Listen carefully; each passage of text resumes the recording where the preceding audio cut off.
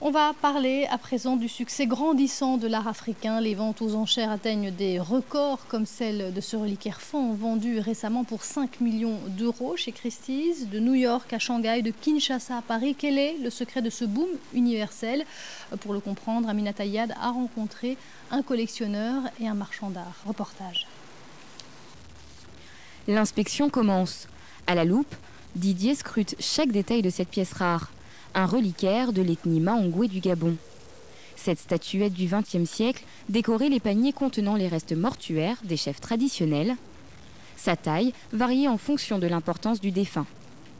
Ce qu'on retrouve, c'est que c'est un objet en bois qui est complètement recouvert de lamelles de cuivre sur une base d'un visage qui pour moi est la plus belle réalisation du visage humain dans l'art africain.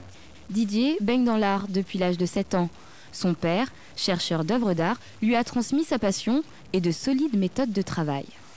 Je vais regarder tous les exemples similaires, c'est-à-dire les objets qui sont d'un même type, pour essayer un peu de le comparer un peu aux autres qui appartiennent parfois à des grandes collections privées ou divers musées. Lui, c'est l'art classique africain avant tout, celui qui a inspiré l'art moderne et contemporain. Un art ancestral créé dans un but rituel, à ne surtout pas confondre avec l'artisanat bon marché.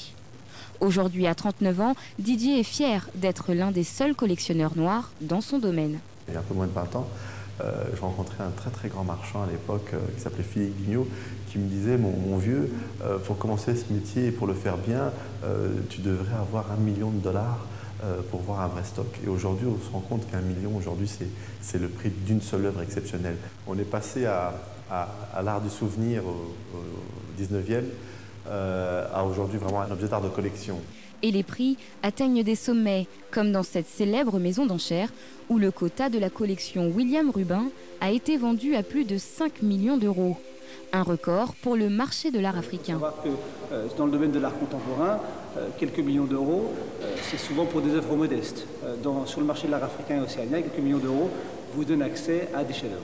L'art africain fait aujourd'hui partie des grands arts, des grandes cultures qui sont reconnues comme des patrimoines de l'humanité. Les arts d'Afrique ont fait leur entrée au début des années 90 dans les musées français. Comme ici, au Quai Branly. 8 900 pièces authentiques séduisent tous les jours les visiteurs.